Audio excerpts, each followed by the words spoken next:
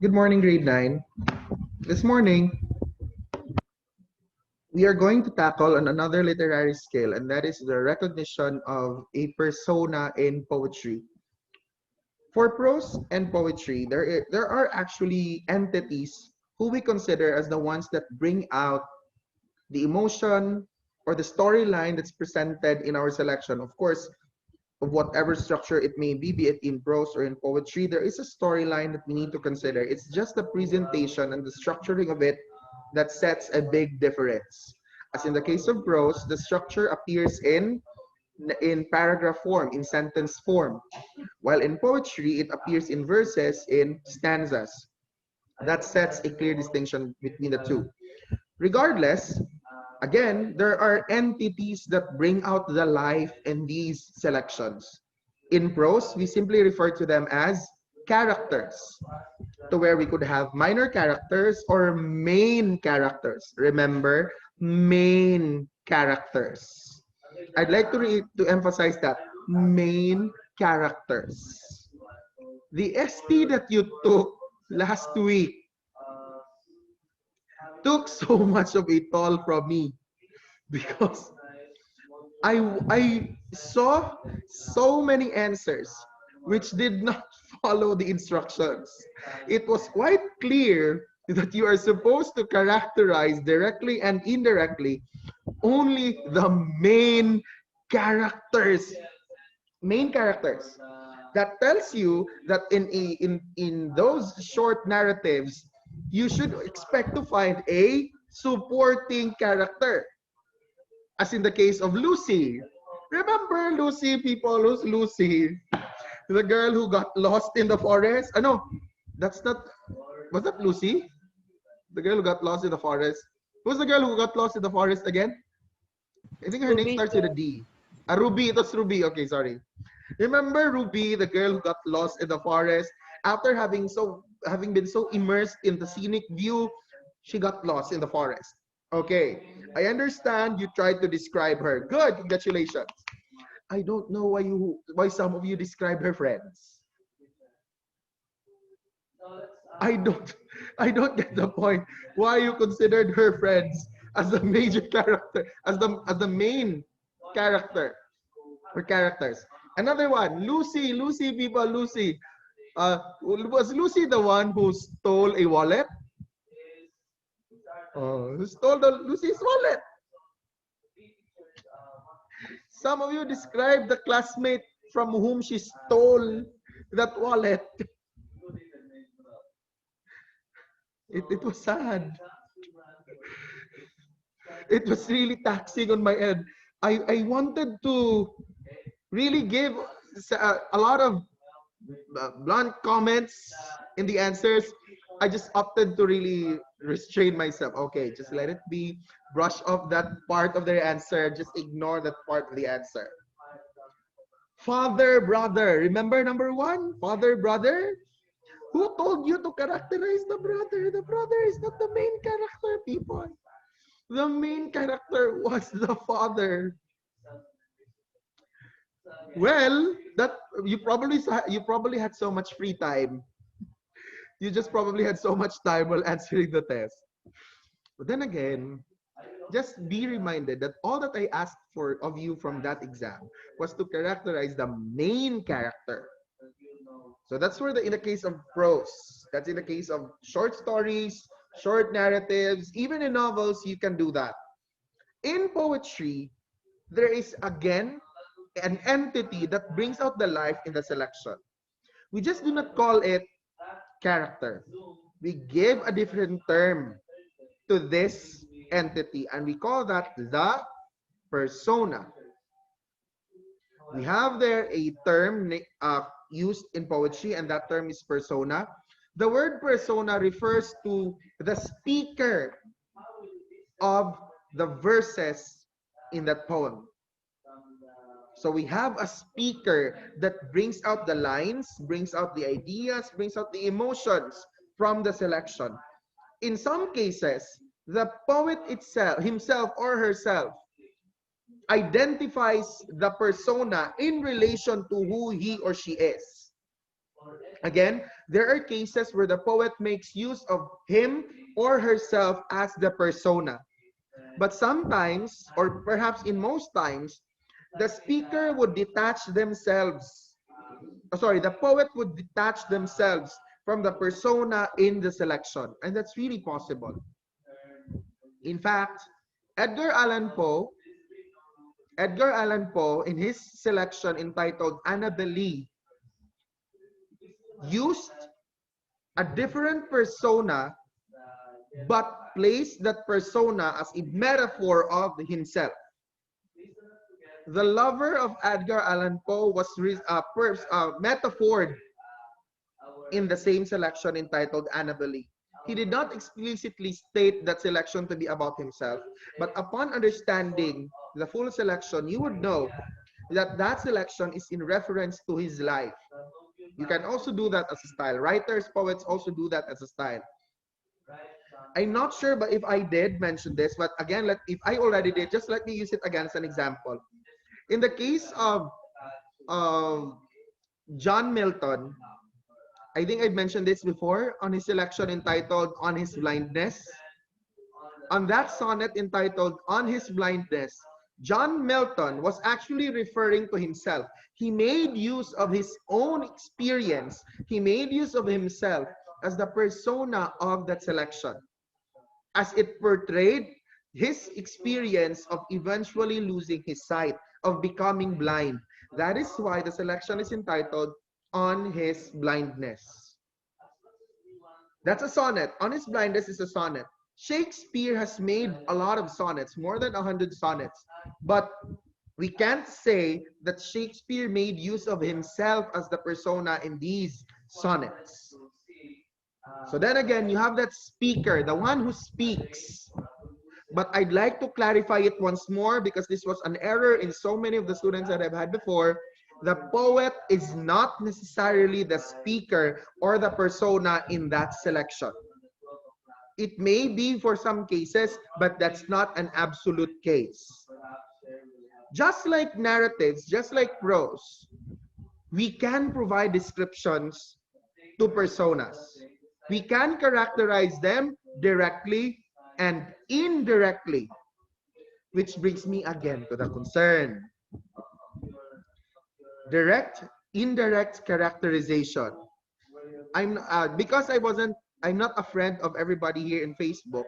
I have just sent this message to a few of you. I hope your classmates, Mad was already able to take the ST yesterday. I hope Kim, Kathy, and the others who are part of that small group chat that I created relayed to the class my concern regarding direct and indirect characterization. Kim, did you share it to them? Or Kathy, Vem, who else are part of that group chat? Not yet, sir. Did you share it to them? No, sir. Because you told us Kim? before. Hello. Can you hear Kim? I mean, I can't. Why can't I hear Kim? Wait. Hello, sir. Hello. Wait, Hello. you can hear me though, right? Yes.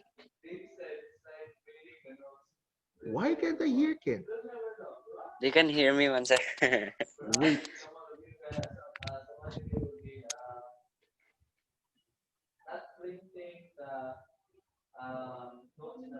Harl, can you say something, Harl, for a while, Kinta? Harl, can you say something? Hello.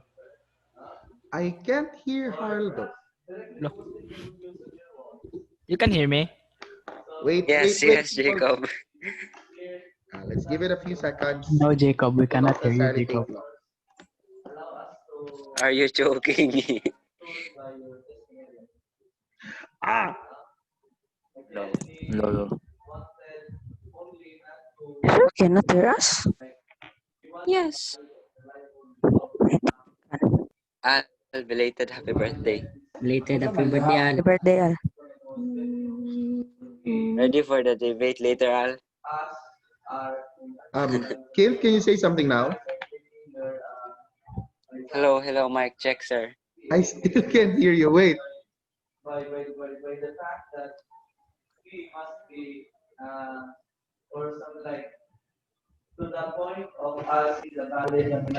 What about now? Hello, sir. Mic check. There, I can hear you already. Okay. Kim, have you shared to your classmates the things that I expressed in that small group chat that we had together with Kathy, Vem, and I forgot the others. No, sir. Okay, Because you told us man, di ba, before? not Because yet Ahmad to did share not it. yet answer it. But now that Ahmad has answered the test already, I think it's fine that everybody should know. People, it was also a struggle for me to check your answers for direct and indirect characterization, but I just chose to give considerations to your answers. But I have to be consistent. For instance, if you placed an indirect characterization for someone and then you provided an explanation to it, that concept must not anymore be found for a direct characterization. What do I mean by this? Who's again the liar in the ST? Was that Lucy? No, was that Lucy? The one who stole a wallet but did not admit to the teacher? Okay.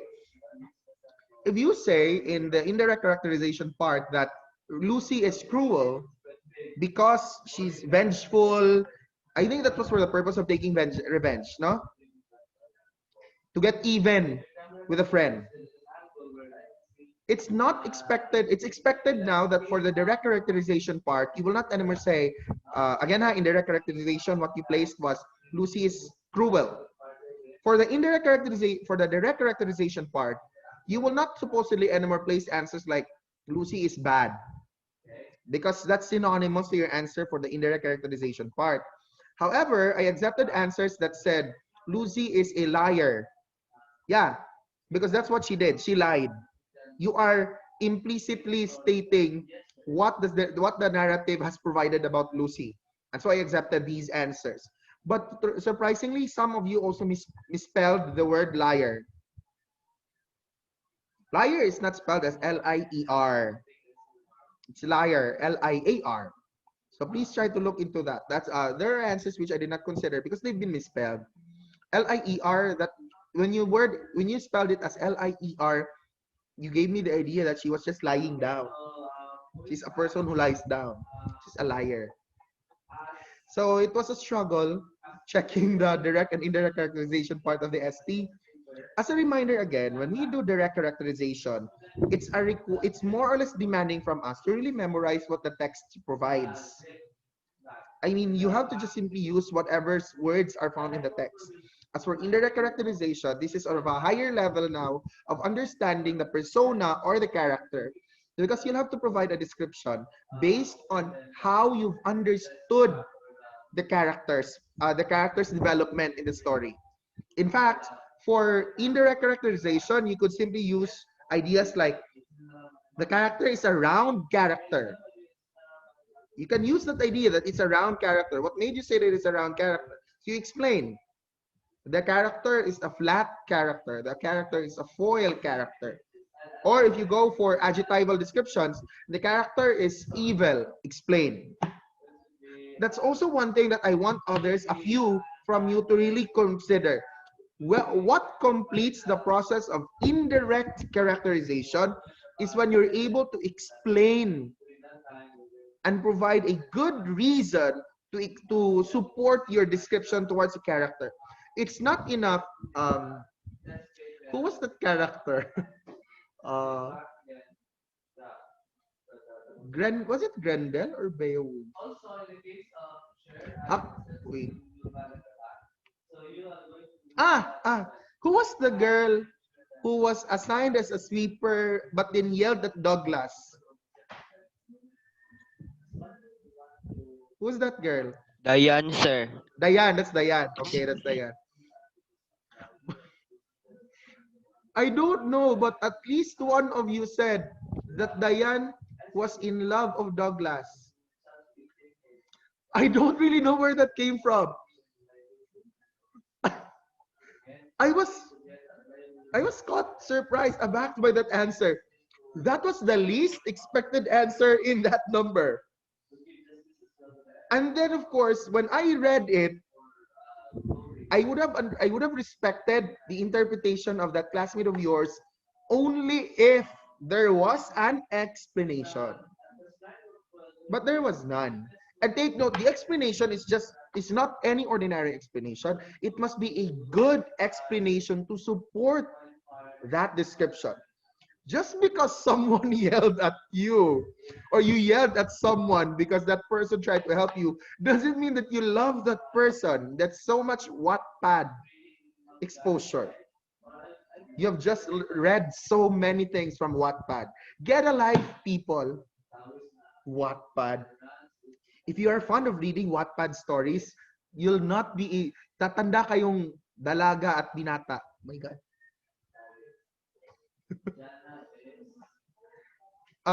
Grendel Beowulf. Someone said that Beowulf was stupid. Grendel was stupid. Okay. Granting that your opinion is going to be accepted. Explain. What made Grendel stupid? That's what's missing in the answer. That is why I just placed I think those answers were not considered, but I placed a comment that for your answer to be acceptable, it has to be provided with an explanation.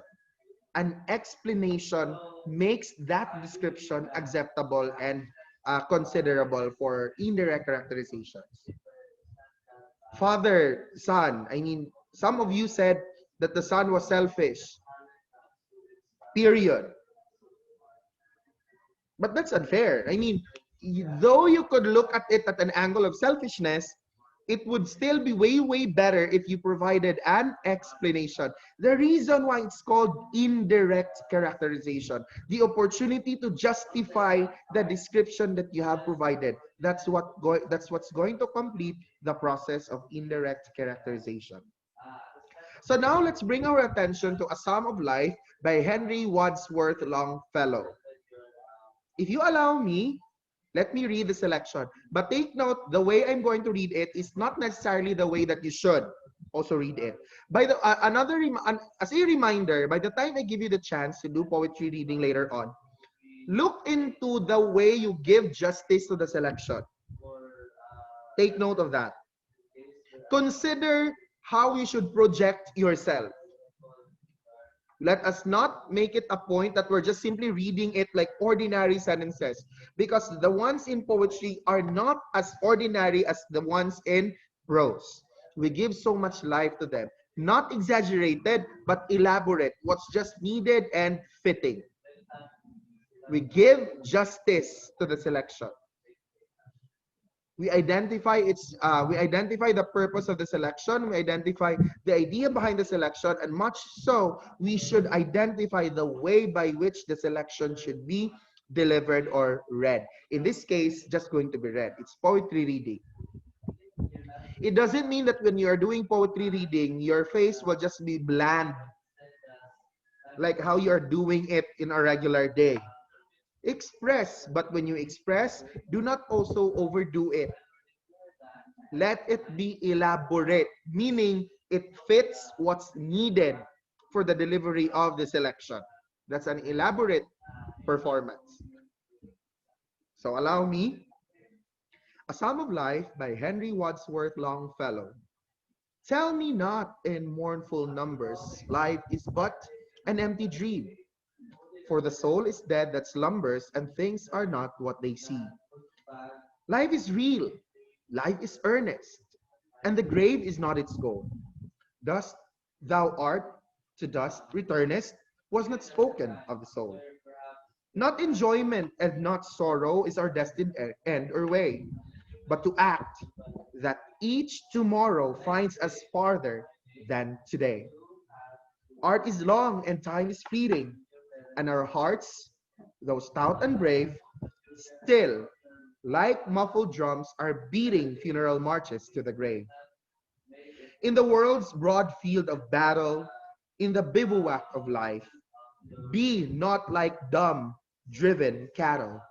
Be a hero in the strife. Trust no future, however pleasant. Let the dead past bury its dead. Act, act in the living present, heart within and God overhead. Lives of great men all remind us we can make our lives sublime, and departing, leave behind us footprints on the sands of time. Footprints that perhaps another, sailing over life's solemn main, a forlorn and shipwrecked brother, seeing, shall take heart again. Let us then be up and doing, with a heart for any fate, still achieving, still pursuing, learn to labor and to wait.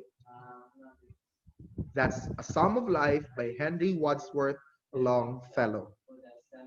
Now, before I give you the chance, thank you. Before I give you the chance to do your end of poetry reading, let's examine the selection first in terms of the persona. Let us identify first the persona in this selection. When we do that, when you meet that question, like, let's identify the persona or who is the persona, it right away more or less asks you to describe the person, describe the speaker. In this selection, it's perhaps not justifiable if you'd say the persona is a woman. Can the persona here be a man? The persona is a child. Can the persona here be an adult? This selection can jump away from that scope. You can go right away into describing the persona. So I'd like to throw in the question to a few of you. Who is our persona in this selection? Again, with the question, who is the persona, you can provide a description right away. Like, for instance, let's go to, one of you read Edward Arlington's Richard Cory last time. Like that, as an example. Who is the persona in Richard Cory? One of you might say, the persona, sir, is a person who is dissatisfied of life. Oh, diba? That answer did not even mention the name of Richard Cory, though it's obvious that the persona is Richard Cory. The answer right away jumped off into describing the persona, and that's fine. That's an indirect characterization of the persona. But take note, once you provided a description, be sure to provide an explanation. What made you say that the persona in Edward Arlington's Richard Cory is dissatisfied of life? Because, sir, even if Richard Cory already had everything in this world, he still wasn't satisfied of it. He felt as though the things that could satisfy him can be found after death. So he took away his life. See, you can do something like that. For this morning's A Psalm of Life, the first person that I'd like to answer the question is Ken. Ken, who is the persona here? What's up with that? Who's the persona here, Ken? I'm still thinking, sir. I'm still analyzing. I'll go. What about Kathy? Kathy is actually ready for the debate this afternoon. She sent me a message last night. She told me, sir, I can't contain my excitement anymore. Of course. I'm still thinking as well, sir. How are your preparations for this afternoon, Kat? So, again, sir? How are your preparations for this afternoon? I don't know, sir. I'll give the floor to King. What about you, King? Yes, sir. What can you say about the persona, or who is the persona in Henry Wadsworth Longfellow's A Psalm of Life? I'll try lang, sir. I'll try. Again, sorry. I will try, sir. Go. I think it's a person, sir, who realized the truth in life, sir. You realize the... Ano, sir? The truth in life. Okay, we can go with that. We have, according to King, the persona is someone who has realized a truth in life. What truth is this, King, that you're trying to point out? What truth in life did this persona realize? I think, sir, nothing is easy, sir, and everything has a consequence. That's one thing here. That nothing is easy and everything has a consequence. And that's part of life. This verse entitled A Psalm of Life is a recognition of the events that happen in life, one of which is there are consequences for things we do. And that things may not be easy, but it doesn't mean that they can't also be done. And for whatever choices we make, there are consequences, as pointed out by King. In fact, what you can also do is, after providing a description or identifying the character, the persona, or a description to that persona, you may provide a line or a verse to support your answer. Like for instance, sir, let me try. I'll give you an example. The persona here, sir, is someone who has identified the real essence of life. And then the follow-up is, why? What made you think that that's the kind of persona that we have? Sir, we have it on verse 2, on stanza 2. Because the persona there has declared that life really is real. And life is earnest. See? You can go into something like that. You can choose a line to support the description, or you can provide your interpretation of the poem to provide the explanation to your description. Now I'll give another student the chance to identify the persona. That student is Raf. Yes, Rafael. Wait, tell me that.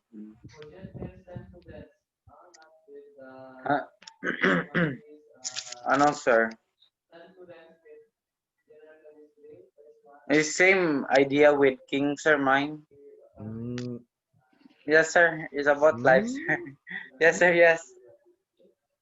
And then the third student that I'll call will say, hello, sir, we have the same idea as King. What is this? Great minds think alike?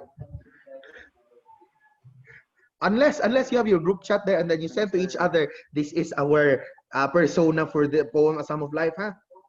Harl, what can you say about the persona, Harl? Who is our persona, or what's the description? I'm still thinking, sir. You're still thinking. Wait lang, sir. Well, the idea that you're still thinking still proves that you are really living, you're breathing, you're alive. Vem, what about you, Vem? What can you say about the persona, Vem? Sir, I have a question, sir.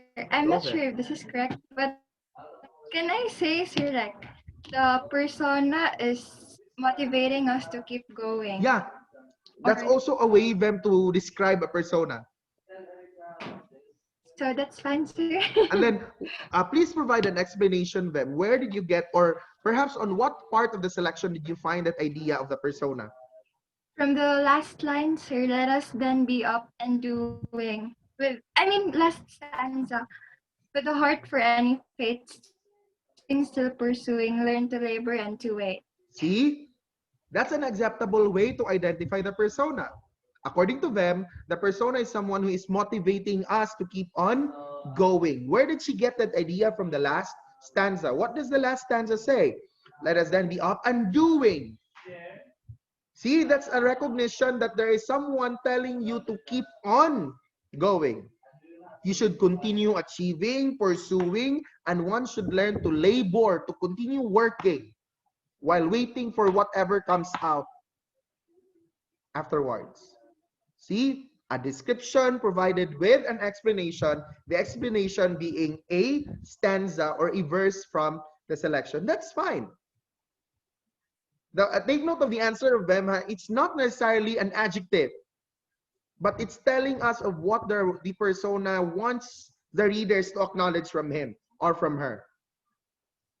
Then again, it's in this selection, it may not be fitting. It's not fitting for one to say the persona here, sir, is a man, a woman, because that's quite making it exclusive only.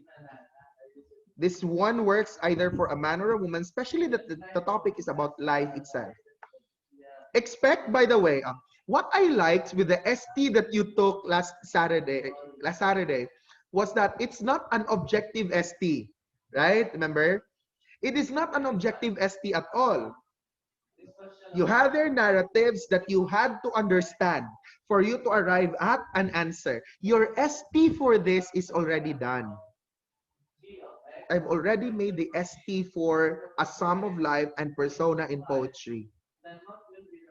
Expect that in the STs that you'll answer on Saturday, you'll find there poems that you'll have to read and analyze to identify the persona. That more or less gives me the idea that you can't really copy each other's answers. Yeah, I mean, what? I don't understand. How could you copy someone's answer here? However, I'd like to also emphasize the post that I placed in the Edmodo group for English 9. I hope everybody has read it. While I'm giving open-ended and items for you to answer, it does not give you the permission to get answers online, to have them copied and pasted. I got bored last weekend. I found your answers, these answers online. So please don't do that again. To the students concerned, take note, it's not done by just one student.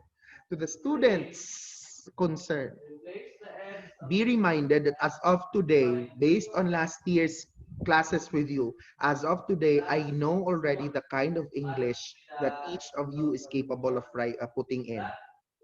I have an idea already of the kind of structure that you are capable of making in your compositions. People, you've submitted a formal theme last year. You loved making the formal theme. Would you want to make one this year and submit them online? You've made formal themes last year. So I have an idea of how you construct your sentences. When I read the answers, it's not that I doubt you. I mean, I don't really doubt. I want to give students the benefit of the doubt that they've already learned and improved their construction. That's really good. It's impressive. However, the inconsistency puts the question: why would it be?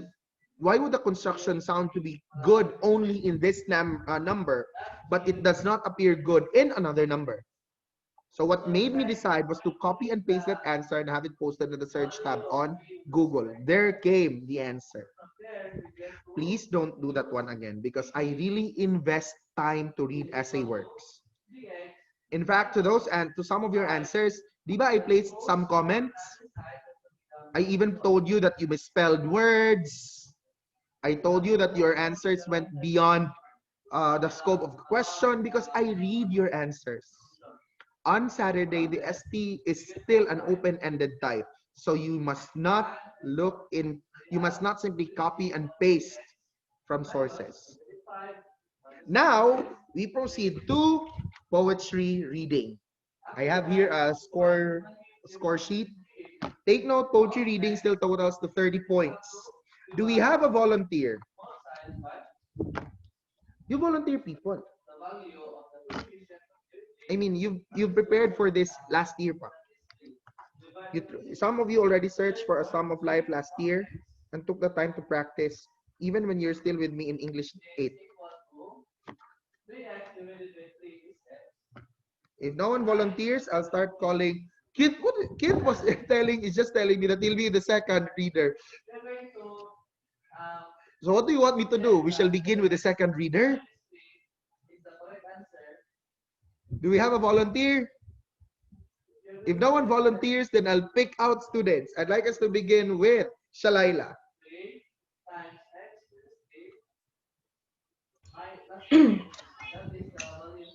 Shai, please turn your camera on, Shai.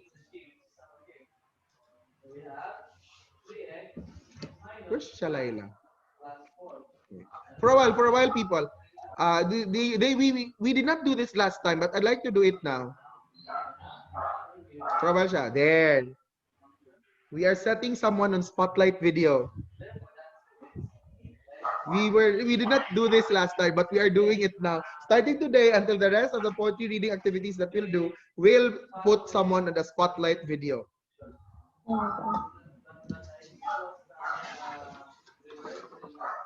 Yes. Shai, please start. Wait, there. A Psalm of Life by Henry Wadsworth Longfellow. Tell me not in mournful numbers, life is but an empty dream, for the soul is dead that slumbers, and things are not what they seem. Life is real, life is earnest, and the grave is not its goal. Dust thou art, to dust returnest, was not spoken of the soul. Not enjoyment and not sorrow is our destined and our way, but to act that each tomorrow find us farther than today. Art is long and time is fleeting, and our hearts thou stout and brave. Still like muffled drums are beating, funeral marches to the grave. In the world's broad field of battle, in the bivouac of life, be not like dumb, driven cattle, be a hero in the strife. Trust no future, however pleasant. Let the dead past bury its dead. Act, act in the living present, heart within and God overhead. Lives of great men all remind us we can make our lives sublime, and departing leave behind us footprints on the sands of time, footprints that perhaps another, sailing over life's solemn main, and forlorn and shipwrecked brother, seeing shall take heart again. Let us then be up and doing, with a heart for any fate, still achieving, still pursuing, learn to labor and to wait. Thank you, Shai.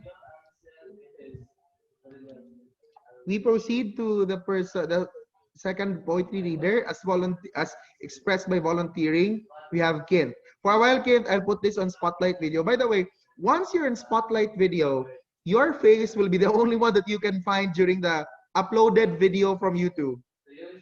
Will not find the other frames, the smaller frames. It will just be your face that you'll see in the uploaded video. Mic check, sir. Mic check. Yeah. For a while, I'm putting in Spotlight video. Okay, please start. Mic check. Mic check. Yeah, you're good. You're good. A Sum of Life by Henry Wadsworth Longfellow. What the heart of the young man said to the psalmist. Tell me not in mournful numbers. Life is but an empty dream. For the soul is dead that slumbers, and things are not what they seem. Life is real, life is earnest, and the grave is not its goal.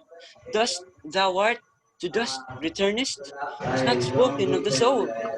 Not enjoyment and not sorrow is our destined end or way, but to act that each tomorrow finds us farther than today. Art is long and time is fleeting, and our hearts, though stout and brave, still, like muffled drums, are beating funeral marches to the grave.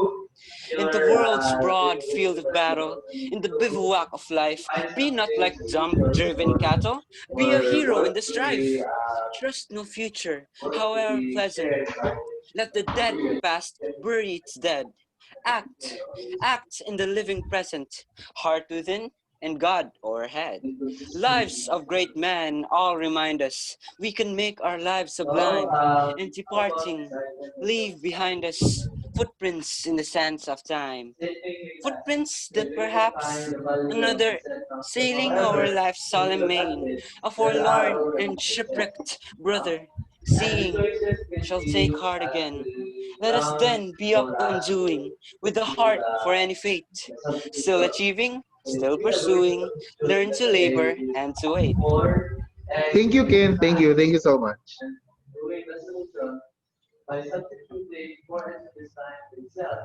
By the way, I'd like to also tell you what Keith did yesterday. He asked for his scores for the three poetry reading activities that you did last time. You can, but I will not announce it to you here. You can send it to me privately, and then I'll inform you of your scores. I also gave some comments to Keith. General comments though can also were already given to everybody, but I gave some comments to Keith that were because he asked for them. He asked for his score. To also justify the score that he got, I gave the comments.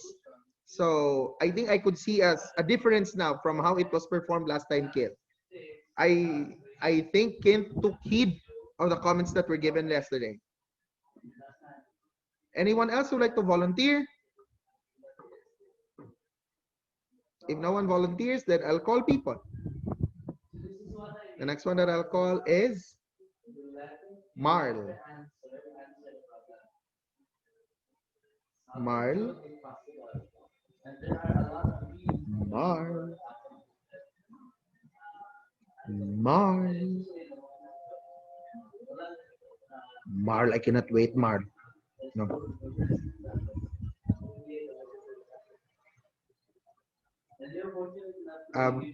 Please turn your camera on as well, Marl.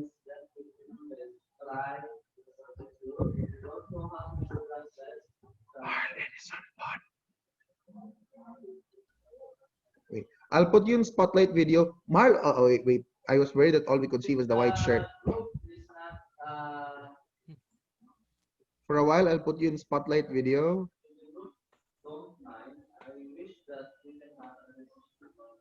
There. I think that's better. Marl, please start. You're already in spotlight video. That's good. A Sum of Life by Henry Wadsworth Longfellow. Tell me not in a mournful numbers. Life is but an empty dream. For the soul is dead that slumbers, and things are not what they seem. Life is real, life is earnest, and the grave is not its goal. Thus thou art, thus earnest, was not spoken of the soul. Not enjoyment, and not sorrow, is our destined end or way, but to act that each tomorrow finds us farther than today. Art is long, and time is fleeting, and our hearts, though stout and brave, still, like muffled drums, are beating. Funeral march to the grave. In the in the world's warm field of battle, in the bivouac of life, be not like dumb, driven cattle. Be a hero in the strife. Trust no future, however pleasant. Let the let the dead past bury its dead. Act, act in living present, heart within, and God of her head. Li- Lives of great men all remind us we can make our lives sublime. And departing, leave behind us footprints, footprints on the sands of time, footprints to perhaps another, sailing or go ere life's solemn main. A forlorn and shipwrecked brother, seeing shall take heart again. Let us, then, be up and doing, we, with a heart for any fate, still achieving, still pursuing, learn to labor and to wait. Thank you so much, Marl. Thank you. By the way, Marl, is there a way where you could provide more lighting to where you are staying right now? Because it seemed so dark. It was just a bit dark. Next person that I'll call is Mud. Hello, And then please turn your camera on so that I can put you on spotlight video. Wait for a while. There. Please proceed, go. A Psalm of Life by Henry Wadsworth Longfellow. Tell me not in mournful numbers, life is but an empty dream. For the soul is dead that slumbers, and things are not what they seem. Life is real, life is earnest, and the grave is not its goal. Thus thou art, to thus returnest, what not spoken of the soul. Not enjoyment and not in sorrow, it is our distant and our way. But, but to act that each tomorrow find us farther than today. Art is long and time is fleeting, and our hearts, thought stout and brave, still like muffled drums are beating funeral marches to the grave. In the world's broad field of battle, in a bivouac of life, but not like dumb, driving cattle. Be a hero in the strife. Trust no future, however pleasant. Let the dead past bury its dead. Act, act in the living present, heart within, in God's our head. Live, lives of great men all remind us we can make our lives sublime.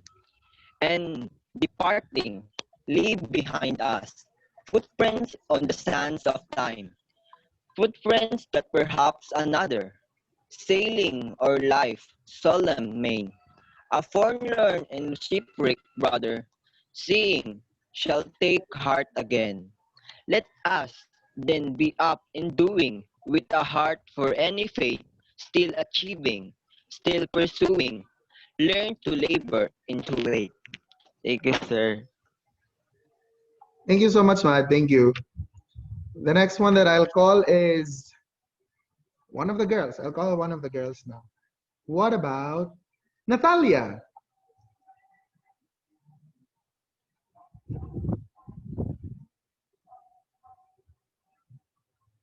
Natalia I hope Natalia's audio is fine. I mean, I hope everything else is fine there.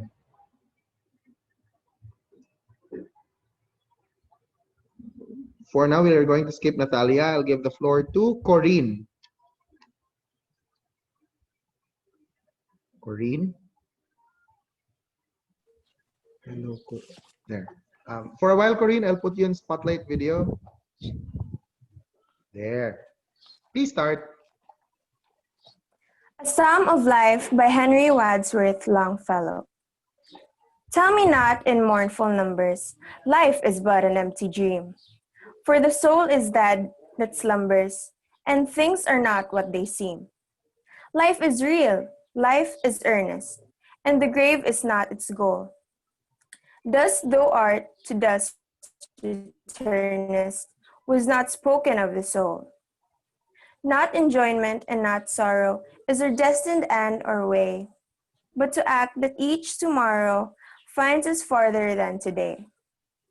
Art is long and time is fleeting, and our hearts, though stout and brave, still like muffled drums are beating funeral marches to the grave.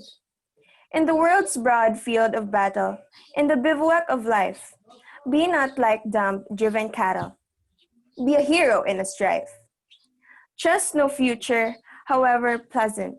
Let the dead past bury its dead. Act, act in the living present, heart within and God overhead. Lives of great men all remind us we can make our lives sublime.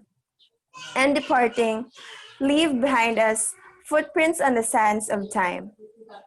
Footprints that perhaps another, sailing over life's solemn main, a forlorn and a shipwrecked brother, seeing shall take heart again.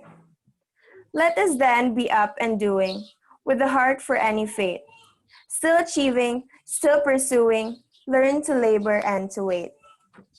Thank you, Corinne. Thank you. The next one is Natalia.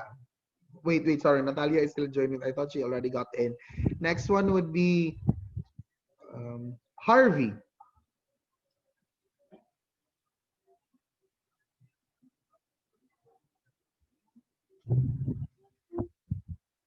Harvey?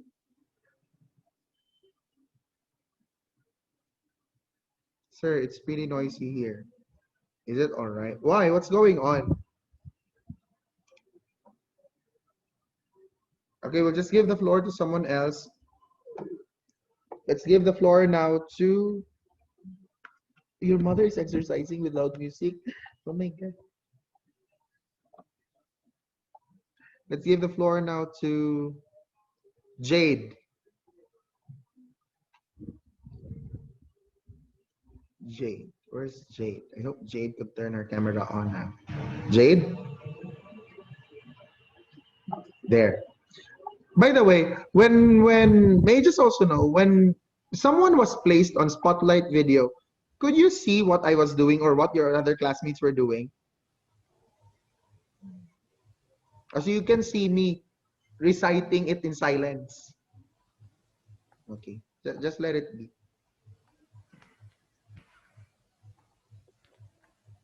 Jade, please start. A Psalm of Life by Henry Wadsworth Longfellow. Tell me not in mournful numbers, life is but an empty dream. For the soul is dead that slumbers, and things are not what they seem. Life is real, life is earnest, and the grave is not its goal. Dust thou art, to dust returnest, was not spoken of the soul. Not enjoyment and not sorrow is our destined end or way, but to act that each tomorrow finds us further than today. Art is long and time is fleeting, and, and our hearts, though stout and brave, still like muffled drums are beating, funeral marches to the grave, the board field of battle, and in the bivouac of life, be not like dumb, driven cattle, be a hero in the strife. Trust no future, however pleasant, let the dead past its dead. Act, act in the living present, heart within and God's overhead. Life of great men all remind us we can make our lives sublime and departing leave, leave us behind. Footprints on the sands of time, footprints that perhaps another, sailing overhead life's solemn main, a, a forlorn and shipwrecked brother, seeing shall take heart again. Let us then be up and doing, with a heart for any faith, still achieving, still pursuing, learn to labor and to wait. Thank you, Jade. Thank you so much, Jade. The next person that I'll call is, by the way, Aisha, how's your audio now? Can I give the floor to you now, Aisha? Because earlier you sent me a message about a problem in the audio. Maybe Aisha, I can give the floor to you. How is it now? Is it fine? It's okay na, sir. Okay.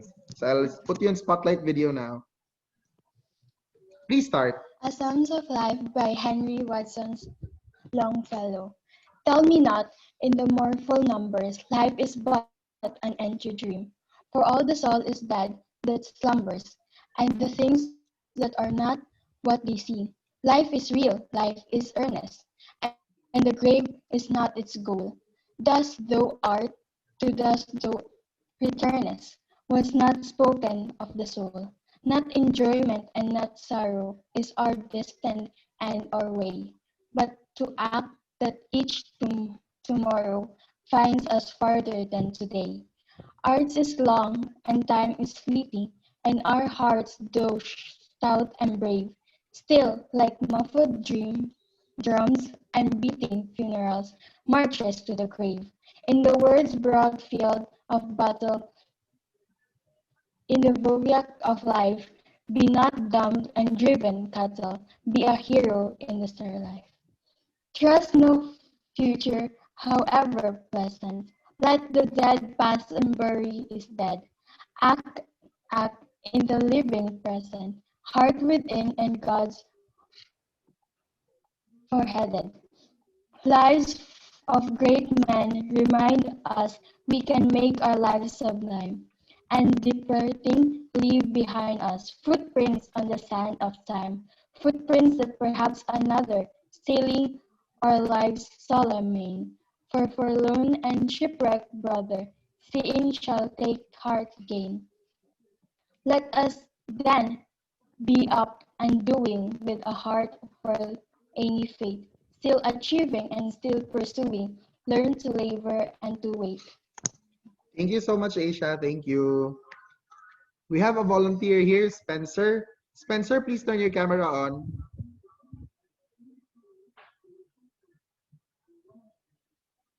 Where's Spencer? By the way, it's already 8:29. We can't wait for Spencer anymore. Spencer, I would still wish that you turn your camera on for poetry reading. So the last person that I'll request this morning to do it will be Harl. A Psalm of Life by Henry Wadsworth Longfellow.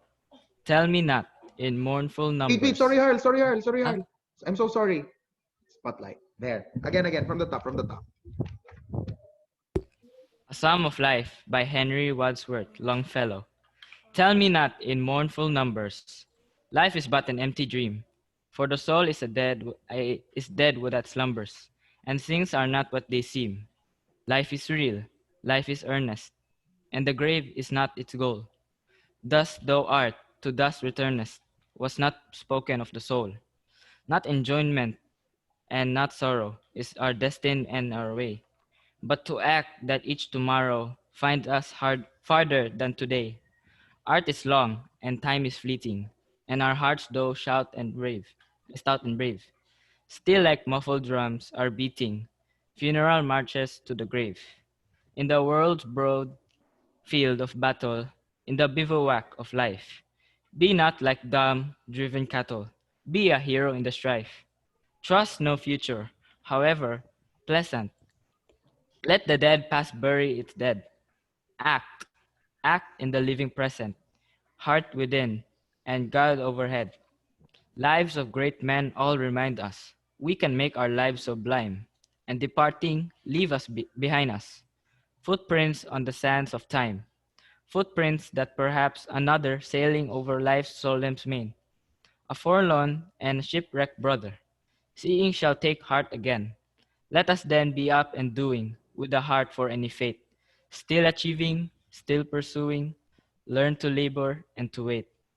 Thank you, Har. Thank you so much. So for this morning, that would be the end of it. By the way, this afternoon, if time allows, maybe we can proceed with the rest of you to do the poetry reading after your awaited mock debate. Excitement levels very high. If not, of course, we still have the Thursday for the continuation. So for now, goodbye and thank you, grade 9. Goodbye. Goodbye and thank Bye, you. See and you. thank you, Sir Sim.